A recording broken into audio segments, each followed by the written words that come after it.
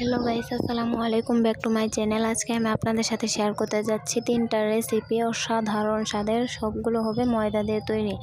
প্রথমে আমি নিমকি বানাবো, তারপর হচ্ছে মাসালা পুরি বানাবো। এই যে আপনারা আমাদের সাথেই থাকুন। প্রথমে ময়দা নিয়ে নিয়েছি, তারপর সুজি নিয়ে নিয়েছি।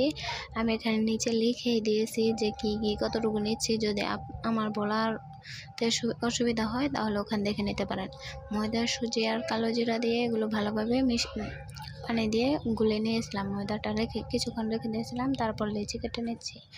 কেটে নেওয়ার পরে একটা লেচি নিয়ে এখান থেকে ভালোভাবে মুথে নিয়ে এটাকে বেলে নিব। বেলে নিয়ে এখানে চিকন চিকন করে কেটে নেব, পাতলা পাতলা স্লাইস করে। তারপর হচ্ছে এখানে আমি ডায়মন্ড শেপ দিয়ে নেব একটু কোনাকুনিভাবে। তারপরে এভাবে সবগুলো করে নিব। এই যে দেখতে পাচ্ছেন কেমন হয়েছে। এখন এগুলো ফুটন্ত তেলের মধ্যে ভেজে নেব। দেখবেন এগুলো কত পাতলা পাতলা, অথচ একদম তেলের মধ্যে দিলে একদম ফুলে যাবে। এই যে দেখেন ভাজা হয়ে গেছে, একদম মুচমুচা হয়েছে। দেখতেই পাচ্ছেন যে কত ক্রিস্পি, মানে কত মজার হয়েছে। আপনারা সবাই বাড়িতে একবার ট্রাই করবেন, দেখবেন এটা খুবই সহজ, খুবই সিম্পল একটা রেসিপি। তারপরে এভাবে সবগুলোকে ভেজে নেব। এই যে আপনারা বরফের মধ্যে যতদিন চান রেখে দিতে পারেন।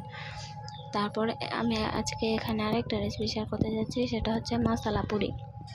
পুরি বানানোর জন্য প্রথমে ময়দা নিয়ে নিয়েছি, তারপর সুজি, তারপর হচ্ছে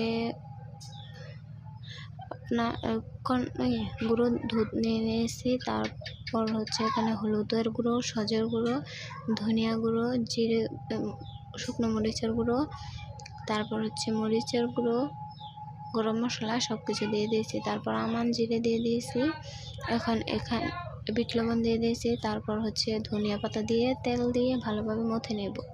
নেওয়ার পর কিছুক্ষণ ঢেকে রাখবো। রাখার পরে ছোট ছোট করে টুকরো টুকরো করে নেব। এই যে এরকম করে নিয়েছি। এখন এগুলোকে বেলে একদম গরম তেলের মধ্যে ভেজে নেব।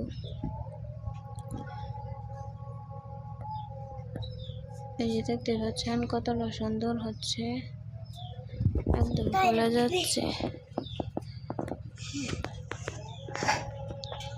এই যে কতটা সুন্দরভাবে লাল লাল করে ভেজে নেব।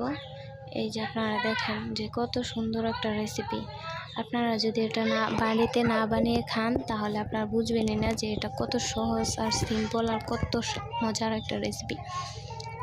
যদি আমার ভিডিওগুলো ভালো লাগে তাহলে অবশ্যই একটা লাইক দিয়ে সাবস্ক্রাইব করে আমার পাশেই থাকবেন। তারপর এই যে এখানে আমি ব্রেড দিয়ে আজকে আরেকটা ইউনিক একটা রেসিপি দেখাবো আপনাদেরকে।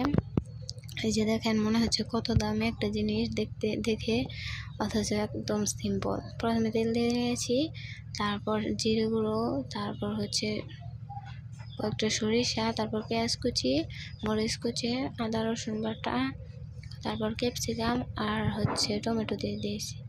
তারপর এখানে আলুগুলো আমি আগে থেকেই করে নিয়েছিলাম, সেগুলো দিয়ে দিয়েছি। তারপর একে একে সব মশলা দিয়ে দিয়েছি। দিয়ে দেওয়ার পর এগুলোকে ভালোভাবে ভেজে নেব। তারপরে এখানে রুটির মধ্যে হচ্ছে অ্যাভোকাডো জুস আর হচ্ছে টমেটো সস ভরে ভিতরে ওই ভর্তাটা দিয়ে ভালোভাবে উপরে চিজ ভরিয়ে নিয়ে, বাটার ভরিয়ে নিয়ে এখানে ভালোভাবে ভেজে নেব 2 প্লেট করে। এই যে দেখতে পাচ্ছেন কালারটা কত সুন্দর হয়েছে। এখন আমি আপনাদেরকে কেটে দেখাচ্ছি। Tata, bye bye.